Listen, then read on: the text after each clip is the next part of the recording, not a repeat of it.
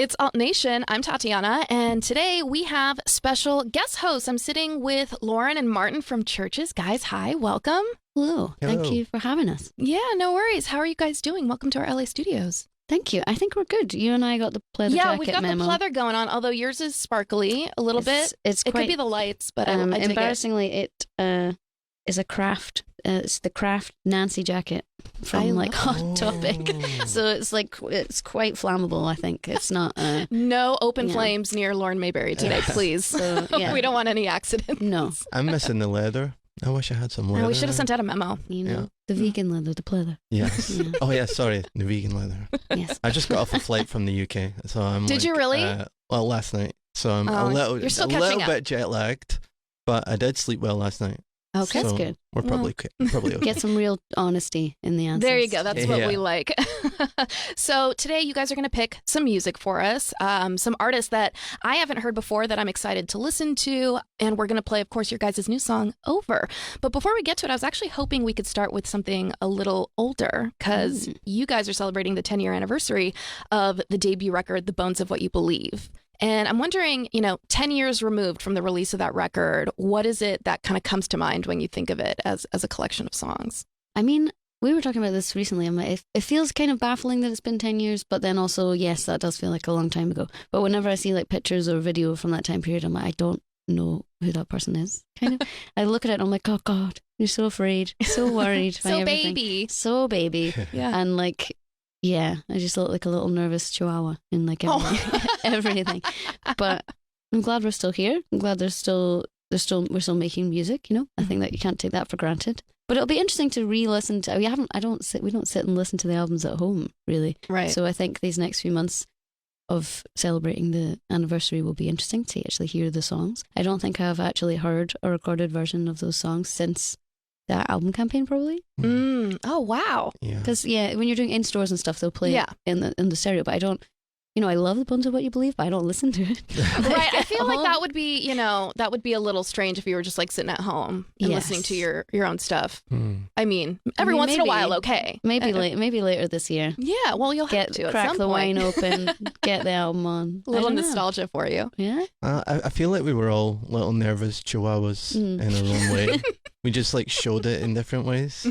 But now I look back on it really fondly, but at the time you have no perception of what's going on outside of you. Like you don't have any idea that like things are working for the longer term or that your like ascent looks different to other bands that you're around at the time, Right. maybe ones that didn't stick around as long. And I think that's a good thing that you don't have any perception of that, because maybe you would fumble if you were too aware. But now looking back after all this time, it feels really nice to go, oh, yeah, we were doing something a little bit different. Yeah, I'm sure you appreciate it in a different way, right? They always say what youth is wasted on the young. Because you never, when you're in it, there's no sense of what's actually happening around you. But yeah, I'm sure there's definitely a different sense and perspective of, the trajectory of your guys' career now that you're 10 years removed and can look back at it. Do you guys mind if we play a song from it? Please. What song do you want to play? I What do don't we know. share? Lies. I don't know. What do you think? Maybe Recover Oh. Ooh, okay. out of left field. I don't know. Interesting. Yeah, let's do it. This is Recover from the debut record from CHVRCHES, The Bones of What You Believe, on our guest host on Alt Nation. It's an Alt Nation guest host with CHVRCHES. Hi, I'm Tatiana. Lauren and Martin from the band are here with me today. And that was their first pick, actually a pick from Martin. It was Men I Trust with Billy Toppy? Yes, Tell me Billy about it, Toppy. Martin. I'm not sure who Billy Toppy is, but I would say that song is, I guess I became aware of Men I Trust sometime last year, and that song in particular is the one that completely stopped me in my tracks. It's got this like post-punk, but it still sounds really modern. It's hooky, but it's not trying to be a big chorus. It's a really, I think I couldn't believe what I'd heard the first time I put it on, and I went back like 2 or 3 times in a row immediately. And then I just started tweeting about it like a madman, and they didn't respond. And then so I probably was really uncool, but I'm a fan. nevertheless. That's kind of like the barometer, right? Like if you hear it and you immediately go back to play it again on repeat, and then you're like, maybe one more time. You're like, yep, we got one here. Oh yeah, yeah. That was definitely one of those moments for me. I think it's one of my favorite songs of last year. And next one, Lauren, you picked this next one. This is Bartees Strange. This is another artist I'm not super familiar with, which I'm really excited about because I get to learn about some new music with you guys. It makes us look like we're in the know, which I didn't think was a thing. But yes, I love Bartees' music, and he's just a wonderful human being. He's a wonderful soul. But yeah, if you get a chance to see him live, you should definitely do it because his voice live is just ridiculous. And he's such an amazing player. His band is amazing. And I believe he's pretty far down the line with new music, so maybe on the next album you should playlist that. Noted. Pass the note on. But yes, the song I chose is called Wretched, and it's on his record Farm to Table. It's Alt Nation. I'm Tatiana on Alt Nation here in our LA studios with Lauren and Martin from the band CHVRCHES. The song we just heard was another pick from Lauren. That was Queen, Hayley Williams. Paramore. The one. Oh, This is why. One. Have you guys crossed paths with Paramore? Yes, we know them through. We did the Paramore cruise. What year? 2016, maybe, I think. Yeah, so yes, we've been lucky to get to know them a bit, and she's phenomenal. And I know they made us wait. They made us wait on that one. That was a long album wait, guys. It was. I feel like it was worth it. I was listening to the record just when it came out a few weeks ago, and I was like, you know what? They did make us wait, but I was so happy with the record. It was good so things come to those who wait, and we did. So yes, and we did get those solo albums as well. It's not like she's been doing nothing. Right. She worked hard. Right. But no, I'm excited for this. Yeah, to see them back out properly touring, and just as a fan purely, I'm excited for that because. Yeah, her voice live is just like another level. It's insane. I mean, this is going to sound a little bit name droppy, but we did have a song. She featured on one of our songs one time, like on our second album, and we played it live. And the first time I heard her voice in my ears, I won't swear, but I was like, I couldn't believe it. It stopped me in my tracks. I made a mistake playing. I was just like, oh my God, there was so much power.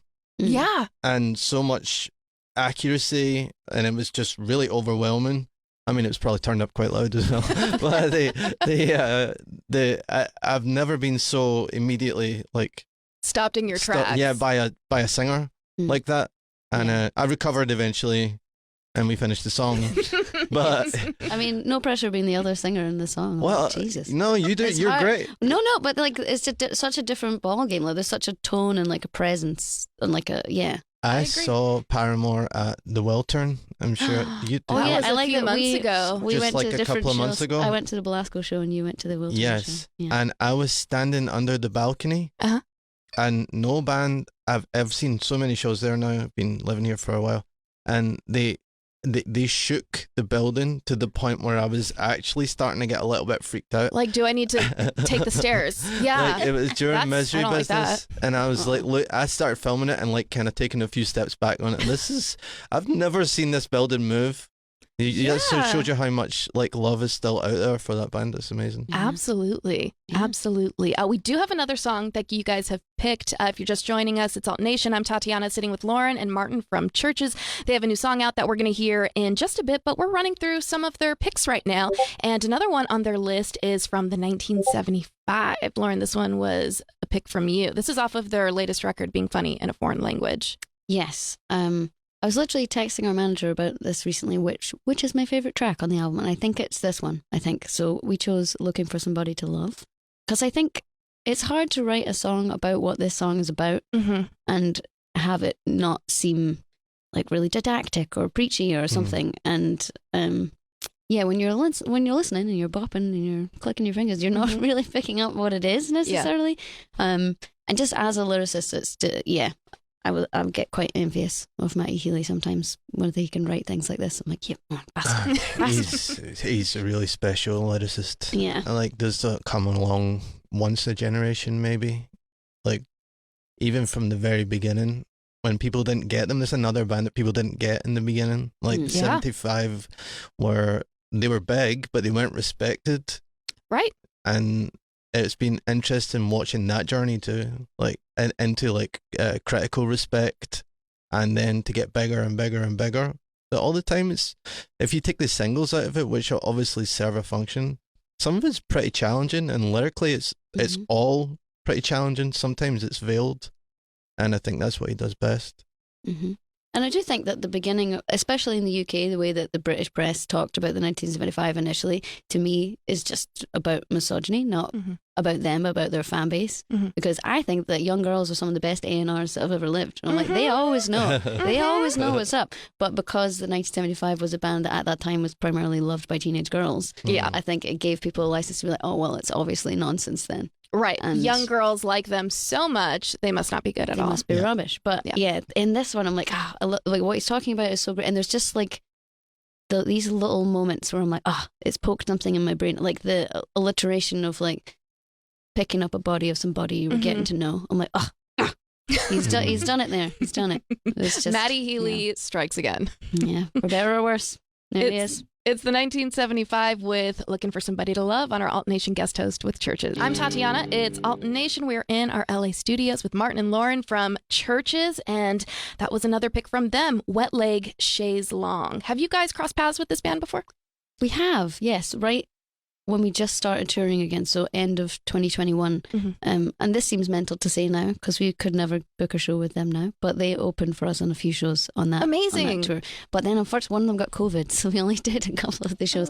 But they were really sweet. They're just really good souls, and I think it's just really exciting to hear young women being allowed to be funny or like tongue-in-cheek or satirical or any of those things, because I don't think a lot of the time female artists are afforded that space. And I watched their Brits performance recently, and I was like, this is just wonderful and silly and fun, and it's nice to see people having fun with music, and it's strangely rare, I suppose. So yes, I really enjoyed that kind of freaky midsummer whatever that was. Even like their music video, I think it's for Chaise Longue. They're just so weird and quirky, and seeing women lean into just having fun is so refreshing. Yes, because we don't really, I feel like I've been really negative today, guys, but we don't really live in a world that promotes that a lot of the time, you know? Yeah. So I think, yes, female joy is not high on the agenda for a lot of people. So it's really nice to see it. I sound like a wizened old crone being like, look at these young'uns. Look at them having fun. Look at them go. Living their lives. You girls keep me young. That's how I feel. Before I let you guys go, I do want to play the new song you guys released recently. It's called Over. Tell me a little bit about this song. I guess Over is like a mini era. I think we are normally a band that hold on to songs for months or years and then put our whole record out. We've never really done a standalone release. So she's a little mini era of her own. Slightly less gloomy than the last CHVRCHES era, so less depressing than Screen Violence, but still a bit depressing because it's a CHVRCHES song. It's got to be a little depressing. But but we've pushed the pop dial up again. So I think that nice balance has returned to the force, I think. Well, that was my first initial thought. First of all, you guys, it feels like you guys toured for a million years. Like the second Screen Violence came out, you guys were just tour. And you still have some shows coming up, right? For Screen Violence. Screen Violence now came out in 2001. We're in 2023. So I was like, where are they finding the time? Because I think as a fan, you see a new song and the automatic assumption is a record, which is not always how it goes, right? You know, you guys are allowed to release singles. We freed ourselves from our indie rock rules. We were like, we don't technically need to do that. We can kind of do what we want. Yeah, I think it's the first time we've ever kind of dipped our toe into like the modern paradigm, for lack of a better word, of like single track downloads or there's no downloads, single track streaming.